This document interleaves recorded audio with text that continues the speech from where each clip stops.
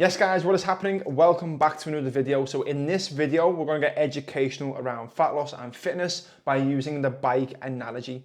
So what the bike analogy basically is it's a term that we use when on your fitness journey. So let's go back to when you were a child, the first time that you were to ride a bike. You know, what we sort of do is we get a helmet on, we put our gloves on, we have elbow pads, we have knee pads, we have stabilizers, and then we get a little bit of a push by parents or guidance or whatever. And then we constantly get better and we constantly improve until further down the line, we take them stabilizers off. We might slowly take off our pads, etc. Maybe when you start to get a teenager, you take off your helmet.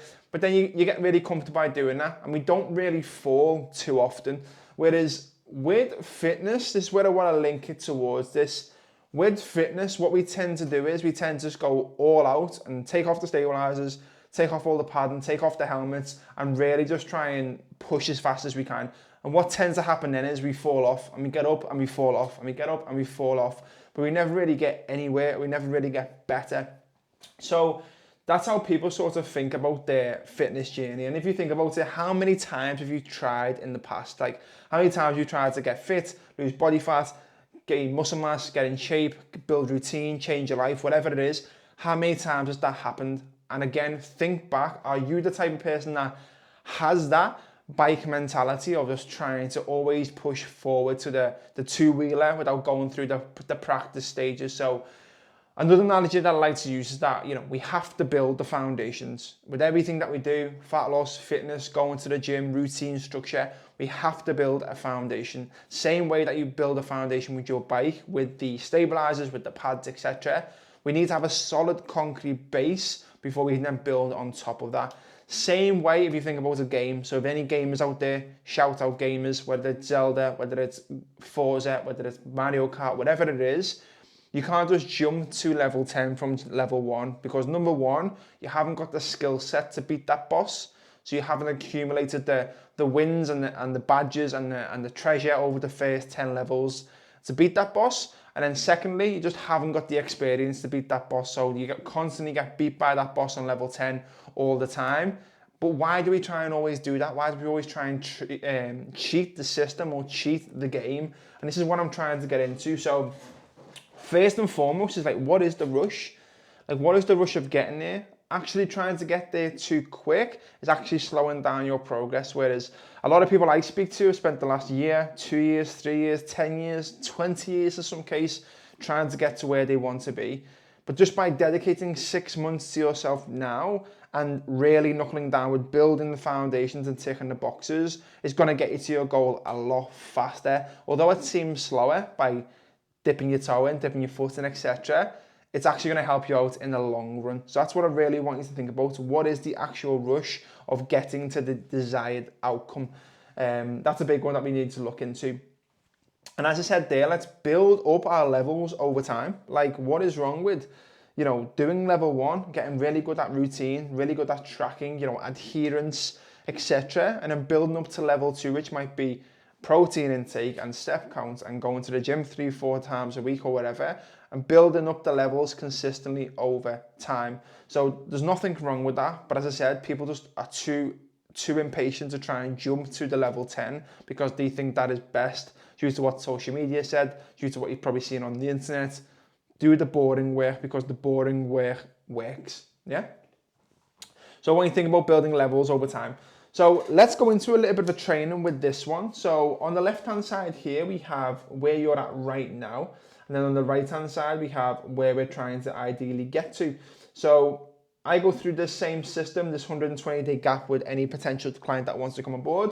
And I take them through this. I understand where they're at right now. So you've got to understand what's going wrong right now that you can identify. Usually it's like no structure, you know, no routine around nutrition or training, you know, it's convenience, you know, it's weekends, all of these things, it's snacking, it's tiredness, whatever it is, we know that's where we're sort of at right now. And again, in order to get to the other side, we want to start thinking about what can we do to change that. So obviously on the flip side of that, we want to start making, you know, have routine with our nutrition, have a plan with our nutrition, use convenience in a good way. So again, being aware of stuff, planning towards events, etc. managing our weekends, and again, obviously energy levels with nutrition, all that sort of stuff comes into play. Same with training. So as I said, generally we have no structure, or you might be winging it, or you might not be training at all. Wherever you're at, that's where you're sort of at right now. And then down the line, where do you want to get to? We want structure, we want consistency. That's a really big one, I think. We want to be going and being a part of our lifestyle for as long as we can, not just for 4 weeks, 8 weeks, 12 weeks, for as long as possible. Again, confidence, where is that at now? Probably like a 5 out of 10. Otherwise, you wouldn't want it to be changing. And again, how are we going to get that to 10 out of 10? And that's going to be by clarity on the result. So actually getting to where we're trying to get to, that's going to lead to more confidence. These two are a little bit different. So again, I use these to go over, where's your mindset at right now? Is it negative? Is it positive? Because some things identify, basically, you've got to understand that this works first. You've got to believe that you can get somewhere. You've got to believe that you actually want it, the purpose behind it, why you want to get to it, etc.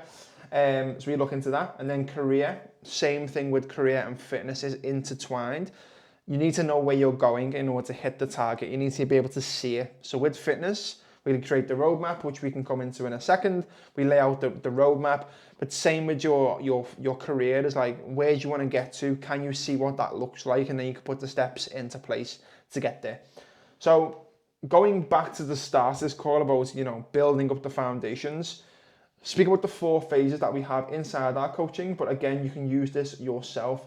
So we usually have 4 stages over the 6 months. We have a priming phase, we have a progression phase, we have a maintenance phase, and then we have a performance phase. And what these 4 phases basically look like is familiarity is, again, as I said, the stabilizers. It's like building the routine, familiarity,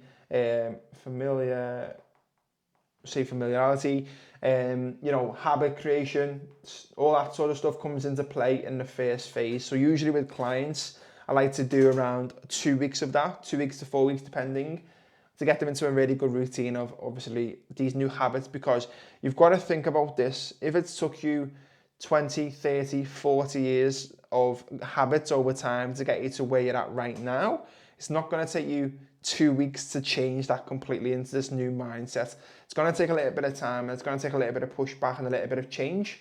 So that's where that priming phase is basically aimed at. Then you've got the progression phase. So with the progression phase, that's basically the primary goal. So if the goal is to lose 10 kilos, we get after that. If the goal is to get fit, then we get after that. Whatever it is, that's what we aim for in that phase. There's obviously going to come a time where you've hit your goal, you're in the best shape of your life, you're more confident, you're on holiday with your top off, you're feeling your best, you're the fittest that you've been. We want to learn to maintain that result for the consistency long term. So in that position, usually we're looking to increase food back up to like maintenance, because obviously we're not going to be dieting forever. That's not the goal. So we treat a little bit of a phase like that. Again, it's also good for psychology, or for your mindset, in terms of it can be quite difficult trying to increase food after a diet, and am I going to gain weight, and am I going to do this? So we do that in that phase. And then the last phase that we do is the performance phase, which is, it's less like a box, let's say. It's less like this, and it's more like this. As I said, it's open to whatever, booking marathons, half marathons, adding muscle tissue, changing career, going self-employed, whatever it is, it's during that phase. So we really like to take you, or our clients, through them 4 phases to get them to the desired outcome. So to wrap up this training, go slower to go faster, or to go further. So making sure you're building the foundation with your habits, with your routine, with your nutrition, with your training, before trying to jump up to level 10. Yeah? So if you find this training useful, don't forget to give this video a like, drop it a comment with any questions that you have. Send me a message on Instagram if you've got any questions about anything, and I look forward to seeing you in the next one.